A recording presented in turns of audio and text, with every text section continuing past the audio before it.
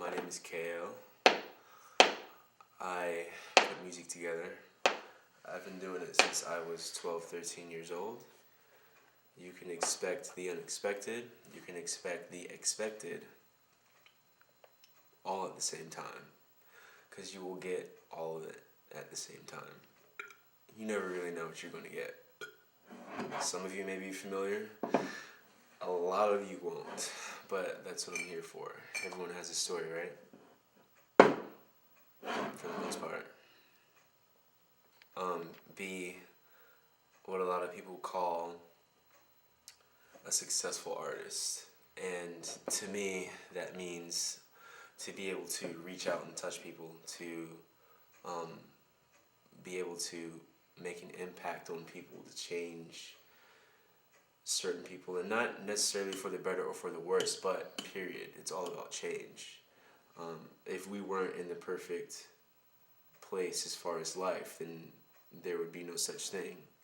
But there's always room for change. And to be a successful artist, I just want to be able to reach out and affect people, to relate to people, to show people another light, another perspective. Basically, for the most part, it would be great for me to at some point be able to affect people the way that music and other artists have affected me. That's not exactly what I'm trying to do. I don't see this as a competition. It's just art. You know, you win some, you lose some, but you make a difference. Is your sound different or unique? I have to say yes. Yes. When I want it to be. Which is all the time. But sometimes I bullshit. Sometimes you'll hear the bullshit. Sometimes, a lot of you might be able to hear the bullshit. A lot of times it's for fun and games. Not a lot, but sometimes. But, I guess it's definitely me. The reason why I'm going to attempt to push it myself is because I don't really see it as being too marketable because of how different it is. Shed light on Mr. F.L. Davis, the greatest. Well, yeah, Dave he's an old friend of mine. He's my brother, my musical brother. I actually met him through his cousin, which was a neighbor of mine, and we kind of grew up together through the years of high school.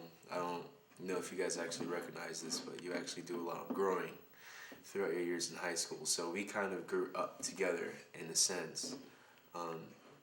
We were short in here, Henry County, and he was where he was, wherever the fuck that is. Where you're from. Out there. Yeah, I know, right? Yeah. Chainsaw Massacre shit. And I was always known to be the kid in the group that did music. I was putting music together and people were listening to it. And he went to visit where they're from, Camden County. And I guess he played some of the things that I was doing. I was probably like 14, 15.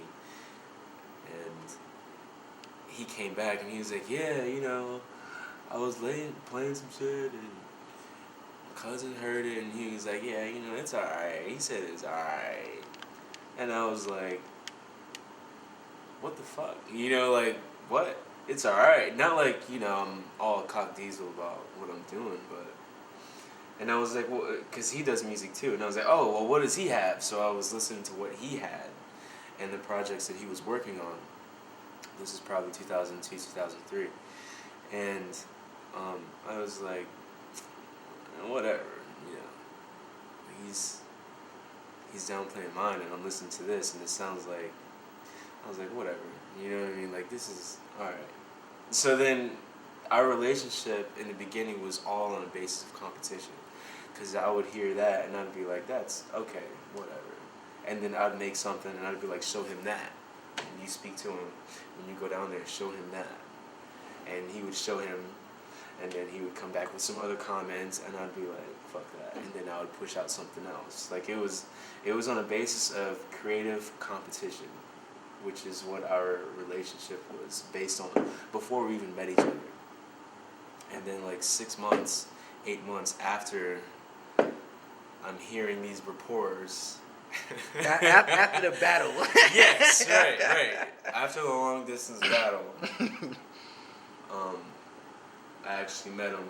He came up here to stay with his cousin, a house over from me. We hung out and we dug into music and spaced out.